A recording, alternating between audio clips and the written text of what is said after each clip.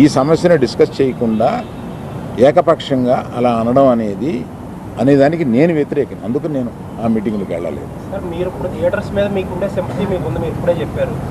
But genuine కాజ్లో suffer అయ్యే వాళ్ళు కూడా ఉన్నారు ఇందులో.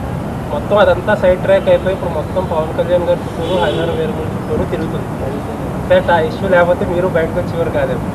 దీన్ని ఎలా చూడొచ్చు అంటే మీరు చెప్పిన దాంట్లో ప్రశ్న ఏమి లేదు. ఎలా చూడొచ్చు అంటే ఇప్పుడు ఇష్యూ అంతా, అసలు రియల్ ఇష్యూ అంతా సైడ్ ట్రాక్ అయిపోయింది. ఎవరో దాని గురించి మాట్లాడట్లేదు.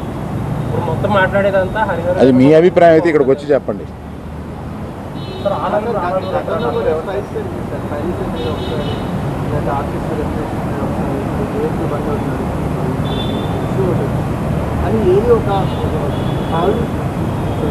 సొల్యూషన్ పద్ధతిలో ఏం జరిగిందంటే సొల్యూషన్ వైపుగా ఈ బంధులు ఎంతవరకు ఉపయోగపడుతుంది? అంటే ఏది సొల్యూషన్ జరగకపోతే ఏ ట్రేడ్ బాడీస్ ఇంతకాలం నిలవ.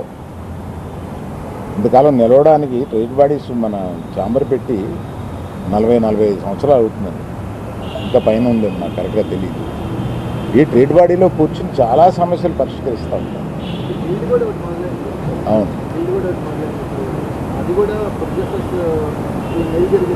అవును. ఇప్పుడు ప్రస్తుతం గిల్డ్ వల్ల ప్రొడ్యూసర్స్కి ఎక్కువ మేలు జరుగుతుంది అని నేను అనుకుంటున్నాను. సార్, మరి భవిష్యత్తులో ఎప్పుడైనా ఇంగ్లీష్ నుంచి మరి ఏపీ గవర్నమెంట్ కలవడానికి అవునండి, దానికి నేను కూడా చాలా బాధపడతాను.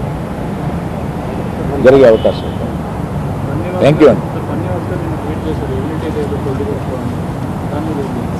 సార్, ఒక లాస్ట్ క్వశ్చన్ సార్. క్యూబ్ కంపెనీలో మీకు ఏమైనా వాటాలు ఉన్నాయా? క్యూబ్ కంపెనీలో నాకు వాటా లేదు.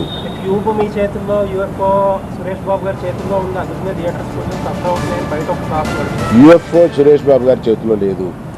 క్యూబ్లో నేను పార్ట్నర్ కాదు. రైట్.